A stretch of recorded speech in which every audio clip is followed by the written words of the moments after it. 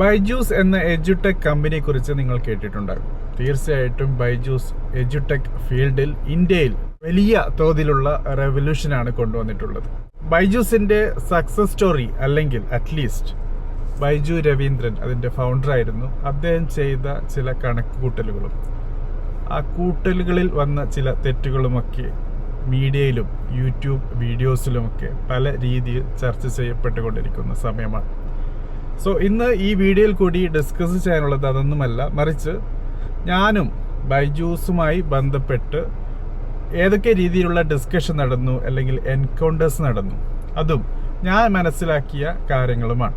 So ഈ ഒരു ഡിസ്കഷന്റെ format എന്നുള്ളത് റിവേഴ്സ് ക്രോണോളജിയാണ്. അതായത് ലേറ്റസ്റ്റായി നടന്ന കാര്യവും പിന്നിലോട്ട് പോകുന്ന ഒരു ഫോർമാറ്റാണ്. സോ ഒരു മീനിങ് ഫുള്ളായ ഡിസ്കഷൻ റീസെൻ്റ്ലി നടന്നത് 2023 തോന്നുന്നു തുടക്കത്തിൽ. എൻ്റെ ഒരു ഫ്രണ്ടുണ്ട് UAE-യിൽ. അദ്ദേഹത്തിൻ്റെ കുട്ടികളുടെ എഡ്യൂക്കേഷൻ തീർച്ചയായിട്ടും കോവിഡിന് ശേഷം കംപ്ലീറ്റ്ലി ഓൺലൈനായി മാറിയിരുന്നു. അങ്ങനെ ഓൺലൈൻ എഡ്യൂക്കേഷനിൽ നിന്ന് തിരിച്ച് ഓഫ്ലൈൻ എഡ്യൂക്കേഷൻ ഫോർമാറ്റിലേക്ക് വരില്ല എന്നാണ് അദ്ദേഹം മനസ്സിലാക്കിയത്. അത് മനസ്സിലാക്കുന്നതിന് വ്യക്തമായ കാരണവുമുണ്ടായിരുന്നു. അദ്ദേഹത്തിൻ്റെ കുട്ടികളുടെ എഡ്യൂക്കേഷനുമായി ബന്ധപ്പെട്ട് വൈറ്റ് ഹാറ്റ് ജൂനിയർ എന്ന ഒരു മോഡ്യൂൾ ഉണ്ട്, ഒരു സബ് കമ്പനി ഉണ്ടായിരുന്നു ഫോർ ബൈജൂസ്. അതിൽ അവരെ ആദ്യം ഫ്രീ ക്ലാസ് എടുത്ത് പഠിപ്പിക്കുകയും അതിനുശേഷം ആ കമ്പനിയുടെ എക്സിക്യൂട്ടീവ്സ് കണ്ടിന്യൂസ് ആയി കോൾ ചെയ്യുകയാണ് ഫാദറിനും മദറിനും കുട്ടികളുടെ. എന്നിട്ട് കുട്ടികൾക്ക് പെയ്ഡ്, അതായത് ആദ്യം ഫ്രീ സെഷൻ കൊടുക്കും, എന്നിട്ട് അവർക്ക് ചില കാര്യങ്ങൾ പഠിപ്പിച്ച് കൊടുക്കും, സോഫ്റ്റ്വെയർ കോഡിംഗ് പരമായിട്ടുള്ളത്, ബേസിക് ആയിട്ടുള്ളത്. അതിനുശേഷം പിന്നീടുള്ളത് അതിൻ്റെ നെക്സ്റ്റ് ലെവൽ ഹയർ ലെവൽ ഡിഗ്രിയിലേക്ക് പഠിപ്പിച്ചെടുക്കുന്ന രീതിയാണ്. സോ അതിന് പെയ്ഡാണ്, പേയ്മെൻ്റ് ആണ്. So it's like A marketing trick. ആദ്യം ഫ്രീ ക്ലാസ്സിലേക്ക് എൻറോൾ ചെയ്യും, പിന്നീട് പേയ്മെൻറ്റ് മോഡ്യൂൾസും കാര്യങ്ങളുമൊക്കെ ഇൻട്രൊഡ്യൂസ് ചെയ്ത് പാരൻസിന് ഫോഴ്സ് ചെയ്ത് കുട്ടികളെയും ബ്രെയിൻ വാഷ് ചെയ്ത് കൊണ്ടുവരുന്ന രീതിയാണ്. ബ്രെയിൻ വാഷ് എന്ന വേർഡൊക്കെ വളരെ ഹാർഷാണ്. ഏതായിരുന്നാലും ഞാൻ ആ കാര്യം ഉപയോഗിക്കും, കാരണം അത്രത്തോളം കണ്ടിന്യൂസ് ഫോഴ്സ്ഡ് ഫോളോ അപ്പ് ആയിരുന്നു എക്സിക്യൂട്ടീവ്സ് ചെയ്തിരുന്നത്. സോ ഇദ്ദേഹവുമായി ഡിസ്കസ് ചെയ്യുമ്പോൾ അദ്ദേഹം പറഞ്ഞത് കോവിഡ് ആയിരുന്നു, ഇനി ഫിസിക്കൽ ക്ലാസ് റൂമിലേക്ക് തിരിച്ചു പോവുക എന്നുള്ളത് അത്ര ഒരു പ്രാക്ടിക്കലായ കാര്യമല്ല. ഇനി എല്ലാം ഓൺലൈൻ ആയിരിക്കും, പുതിയ സമയമല്ലേ, പുതിയ കാലമല്ലേ, ഇനി പഴയ ക്ലാസ് റൂം എക്സ്പീരിയൻസിൻ്റെ ഒന്നും ആവശ്യമില്ല എന്ന രീതിയിലാണ്. സോ അദ്ദേഹത്തെ തീർച്ചയായിട്ടും വൈറ്റ് ഹാറ്റ് ജൂനിയർ എക്സിക്യൂട്ടീവ്സ് വിളിച്ച് ബ്രെയിൻ വാഷ് ചെയ്തതിൻ്റെ പല സിംറ്റംസും എനിക്കും മനസ്സിലാക്കാൻ പറ്റിയിട്ടുണ്ട്. സോ ഈ ഒരു ഡിസ്കഷൻ ഒരു ഭാഗത്ത്, വേറൊരു ഭാഗം എന്ന് വെച്ചാൽ UAE-യിൽ സ്കൂളിൽ പഠിപ്പിക്കുക എന്നുള്ളത് അത്ര എളുപ്പമുള്ള കാര്യമല്ല. ഈവൻ മെനി ഫാമിലീസ് അവരുടെ കുട്ടികളെ കൊണ്ടുവരുന്നു UAE-യിൽ, എന്നിട്ട് സ്കൂളിലേക്ക് പോയി പഠിപ്പിക്കുന്ന രീതി, സ്കൂൾ വാൻ്റെ ഫീസ്, സ്കൂളിൻ്റെ ഫീസ്, അങ്ങനെ ഒരു വലിയ സംഖ്യയാകും. സോ അത് ഒഴിവാക്കാൻ വേണ്ടി ഓൺലൈൻ ക്ലാസ്സുകൾ വെച്ച് പഠിപ്പിക്കുന്ന രീതിയാണ് പല മാതാപിതാക്കളും ഫോളോ ചെയ്യുന്നത്. സോ അതും വേറൊരു കാരണമാകാം. ഏതായിരുന്നാലും എൻ്റെ അന്നത്തെയും ഇന്നത്തെയും ഒരു മനസ്സിലാക്കൽ എന്നുള്ളത്, education has to be physical. അത് ക്ലാസ് റൂം എക്സ്പീരിയൻസ് ആയിരിക്കണം. കുട്ടികളുടെ എഡ്യൂക്കേഷൻ എന്നുള്ളത് കോളേജ് എഡ്യൂക്കേഷൻ പോലെയല്ല, മറിച്ച് ആ ഒരു സ്വഭാവ രൂപീകരണവും ആ ഒരു സോഷ്യൽ കാര്യങ്ങളും, സൊസൈറ്റിയിൽ എങ്ങനെ ഇടപഴകണം, അതേപോലെ ഒരേ വയസ്സുള്ള കൂട്ടുകാരുമായി ഇടപഴകുന്നു, പുതിയ കൂട്ടുകെട്ടുകൾ ഉണ്ടാക്കുന്നു, അങ്ങനെ പല കാര്യങ്ങളും തീർച്ചയായിട്ടും അത് വെറും ടെക്സ്റ്റ് ബുക്ക് നോളജ് അല്ല, മറിച്ച് അതിൻ്റെ കൂടാതെ അതിൻ്റെ ഒപ്പം വരേണ്ട കാര്യങ്ങളാണ്. സോ ഈ കാര്യങ്ങളൊന്നും ഓൺലൈൻ എഡ്യൂക്കേഷനിൽ ഒരിക്കലും വരില്ല. കുട്ടിയുടെ സ്വഭാവ രൂപീകരണം കൂടി നടക്കേണ്ടത് ക്ലാസ് റൂമിലാണ്. So I am against it, online education for students എന്നുള്ളത്. തീർച്ചയായിട്ടും സ്കൂൾ ലെവലിൽ, കോളേജിലും അതിനുപരിയുള്ള തലത്തിൽ അത് ഡിഫറെൻറ്റ് ടോപ്പിക്കാണ്. ഏതായിരുന്നാലും സ്കൂളിൻ്റെ കാര്യത്തിൽ തീർച്ചയായിട്ടും I am against it. So ആ കാര്യം ഞാൻ അദ്ദേഹത്തോടും പറഞ്ഞു, ഞാനും പറഞ്ഞു. എനിക്ക് ഒരു obviously I am not seeing a future. Byju's പോലെയുള്ള കമ്പനികൾ സ്കൂൾ സ്റ്റുഡൻസിനെ ടാർഗറ്റ് ചെയ്ത് ഇതാണ് ഫ്യൂച്ചർ എന്ന് പറഞ്ഞ് പിച്ച് ചെയ്യുന്ന ഒരു രീതി വെളിച്ചം കാണാൻ പോകുന്നില്ല. കോവിഡ് കഴിഞ്ഞ് കുറച്ച് സമയം കഴിഞ്ഞ് തന്നെ തിരിച്ച് പഴയ പടി തന്നെ ആകും എന്ന കാര്യം ഞാൻ മുന്നോട്ട് ഇട്ടുകൊടുത്തു. അദ്ദേഹം വിശ്വസിച്ച് കാണില്ല. ഏതായിരുന്നാലും after some time that's what happened. അതാണ് ബൈജൂസുമായി ബന്ധപ്പെട്ട് എൻ്റെ ആദ്യത്തെ എൻകൗണ്ടർ എന്നുള്ളത്. So it was about online education of students. തീർച്ചയായിട്ടും മനസ്സിലാക്കാൻ പറ്റുന്നത് ഓൺലൈൻ എഡ്യൂക്കേഷൻ എന്നുള്ളത് for school students it's not that easy. Okay, so പല കാരണങ്ങളുണ്ട്, ഓൾറെഡി ഡിസ്കസ് ചെയ്തു. അതോടൊപ്പം ബൈജൂസിൻ്റെ ഒരു വലിയ നെഗറ്റീവ് കാര്യം ഫോഴ്സ് ചെയ്യുക, ആദ്യം ഫ്രീ കൊടുത്ത് പിന്നീട് പേയ്മെൻറ്റ് മോഡ്യൂളിലേക്ക് കസ്റ്റമേഴ്സിനെ വലിച്ച് കയറ്റുക എന്നൊക്കെയുള്ളത് ഒരു നല്ല ഒരു പ്രൊഫഷണൽ വേ ഓഫ് ഡൂയിങ് അല്ല എന്ന കാര്യവും എനിക്ക് മനസ്സിലാക്കാൻ പറ്റി. അതും ആണ് നിങ്ങളുമായി ഷെയർ ചെയ്യാനുള്ളത് ആദ്യത്തെ ലെസണായി. രണ്ടാമത്തെ കാര്യം, എൻ്റെ ഒരു കസ്റ്റമറാണ്, പെയ്ഡ് കസ്റ്റമർ ആയിരുന്നു. അതുകൊണ്ട് അദ്ദേഹത്തിൻ്റെ പേരും കാര്യങ്ങളൊന്നും ഡിസ്ക്ലോസ് ചെയ്യാൻ പറ്റില്ല. അദ്ദേഹം ബൈജൂസിന് വേണ്ടി വർക്ക് ചെയ്യുന്ന ഒരാളാണ്. വളരെ പ്രഷറാണ് അവർക്ക്. തീർച്ചയായിട്ടും നേരത്തെ പറഞ്ഞ കസ്റ്റമർ സൈഡായിരുന്നുവെങ്കിൽ ഇത് എംപ്ലോയി സൈഡാണ്. സോ ഇവർക്ക് ഒരു ടാർഗറ്റ് കൊടുക്കും, ടാർഗറ്റ് അച്ചീവ് ചെയ്യാൻ പറയും. എന്നിട്ട് അച്ചീവ് ചെയ്തില്ലെങ്കിൽ അബ്യൂസീവായിട്ടാണ് അവരുടെ മാനേജേഴ്സ് അവരെ അപ്രോച്ച് ചെയ്യുന്നത്. ഒബ്വിയസ്ലി അവർക്കും ആ മാനേജേഴ്സിനും അതിന് മുകളിൽ നിന്ന് അത്രയും പ്രഷർ ഉണ്ടാകും. അതുകൊണ്ടായിരിക്കാം. ഏതായിരുന്നാലും ഈ വ്യക്തി ഈസ് ഓൾമോസ്റ്റ് ലോസ്റ്റ്. ഒരു ഡിപ്രഷനിലേക്ക് പോയിരിക്കുകയാണ്. ഒന്നുകിൽ ജോബ് നഷ്ടപ്പെടും, ടാർഗറ്റ് അച്ചീവ് ചെയ്യണം എങ്കിലേ സാലറി കിട്ടൂ, അങ്ങനെയുള്ള പല കാര്യങ്ങളും വെച്ച് അദ്ദേഹം almost is in the verge of A career, എന്താ പറയുന്ന ഒരു കൊളാപ്സ്, അങ്ങനെയുള്ളൊരു സിറ്റുവേഷനാണ്. സോ അതാണ് എൻ്റെ ലെസൺ 2 അല്ലെങ്കിൽ രണ്ടാമത്തെ encounter with respect to Byju's. So അങ്ങനെ ബൈജൂസിൽ എന്ന ആ കമ്പനി വലിയ കമ്പനി ആയിരുന്നു ആ സമയത്ത്.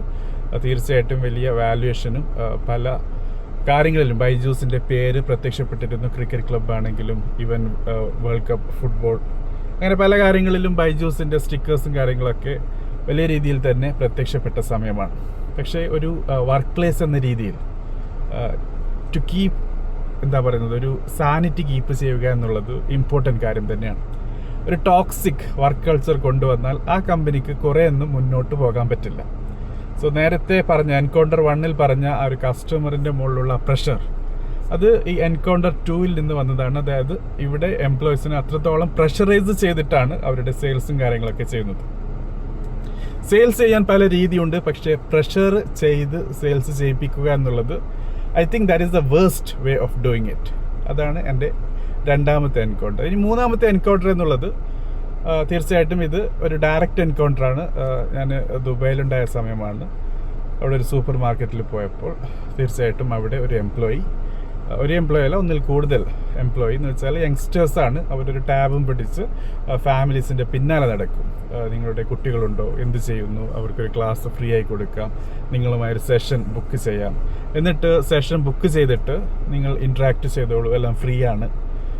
തീർച്ചയായിട്ടും നിങ്ങൾക്ക് എഡ്യൂടെക് കമ്പനിയായ ബൈജൂസിൻ്റെ വാല്യൂ മനസ്സിലാക്കാൻ പറ്റും. ഏത് മോഡ്യൂൾ വേണമെങ്കിലും എടുക്കാം. അങ്ങനെ പല കാര്യങ്ങളും അദ്ദേഹം എക്സ്പ്ലെയിൻ ചെയ്യുന്നുണ്ട്. ആ ഒരു വ്യക്തി ചെറിയ പയ്യനാണ്. സോ ഇതാണ് എൻകൗണ്ടർ 3 എന്നുള്ളത്. അതായത്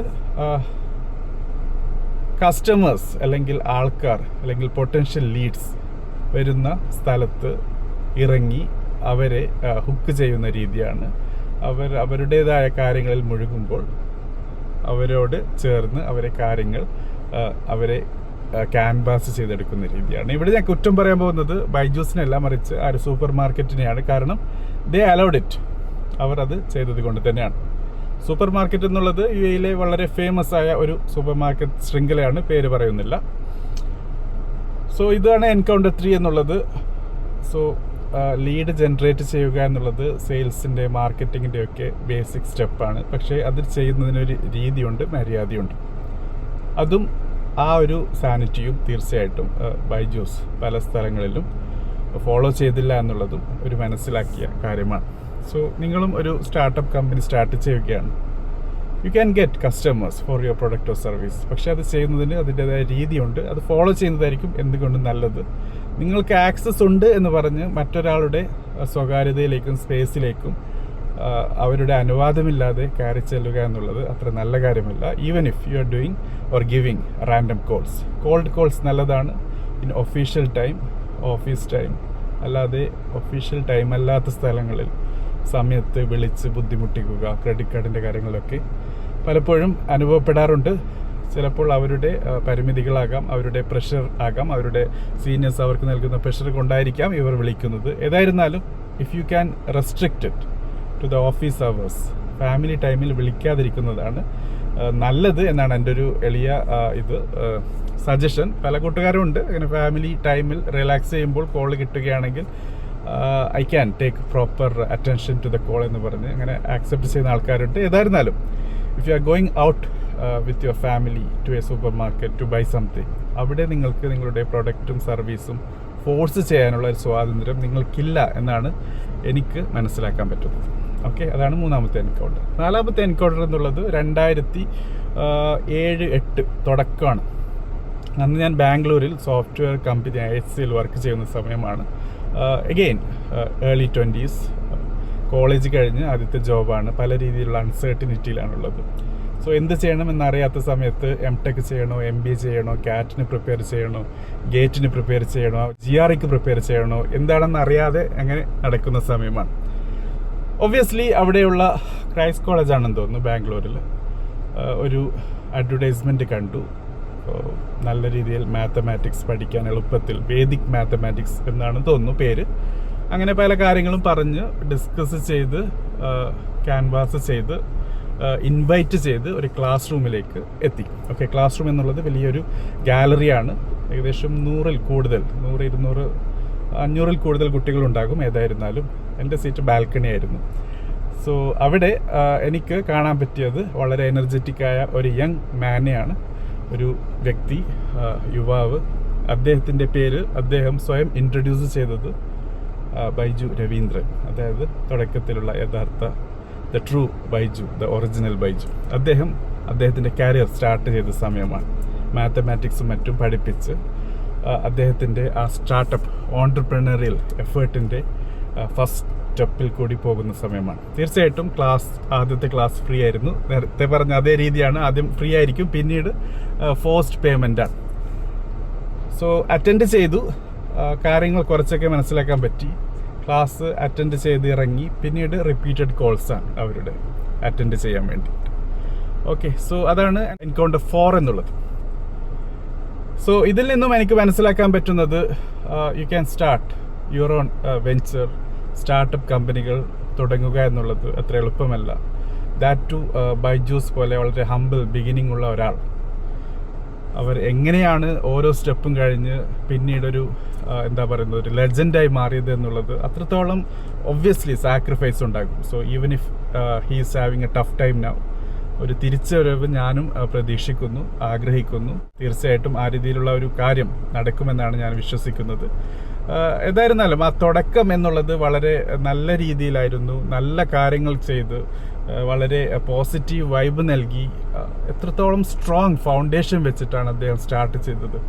that gave really good positive vibe to me. അതൊരു തുടക്കം എന്നുള്ളത് വല്ലാത്തൊരു തുടക്കം തന്നെയായിരുന്നു. സോ ഇതാണ് 4 കാര്യങ്ങൾ ബൈജൂസുമായി ബന്ധപ്പെട്ട് എനിക്ക് നിങ്ങളോട് ഷെയർ ചെയ്യാനുള്ളത്. എൻകൗണ്ടർ 4 തീർച്ചയായിട്ടും ഓൺലൈൻ എഡ്യൂക്കേഷനുമായി ബന്ധപ്പെട്ട് for students, school students. Encounter 3 എംപ്ലോയീസിന് ടോക്സിക് വർക്ക് കൾച്ചർ നൽകുന്ന ഒരു കമ്പനി എന്ന രീതിയിൽ, അല്ലെങ്കിൽ ആ കമ്പനിയുടെ ഒരു അറ്റ്മോസ്ഫിയർ എന്ന രീതിയിൽ. എൻകൗണ്ടർ 2 ഹൗ എംപ്ലോയീസ് അല്ലെങ്കിൽ sales people are forced to go to കസ്റ്റമേഴ്സിൻ്റെ സ്വകാര്യതയിലേക്ക് ക്ഷണിക്കപ്പെടാത്ത രീതിയിൽ അവരുടെ ഇടയിൽ ചെന്ന് അവരെ ലീഡ് മാറ്റി കസ്റ്റമറാക്കാനുള്ള അവരുടെ ശ്രമം. അവസാനം encounter 1 how I met the legend Byju's Narayanan. അദ്ദേഹത്തിൻ്റെ ക്ലാസ് അറ്റൻഡ് ചെയ്യാൻ കിട്ടിയ ആ ഒരു അവസരം, opportunity, that tells something. So ഇതാണ് ആ എൻകൗണ്ടറുകൾ, 4 രീതിയിലുള്ള സിറ്റുവേഷനുകൾ. തീർച്ചയായിട്ടും നിങ്ങൾക്ക് ബൈജൂസുമായി ബന്ധപ്പെട്ട് ഏതെങ്കിലും രീതിയിൽ അനുഭവമുണ്ടെങ്കിൽ കമൻറ്റ് ബോക്സിൽ ഷെയർ ചെയ്യുക. Thank you for watching. Have A good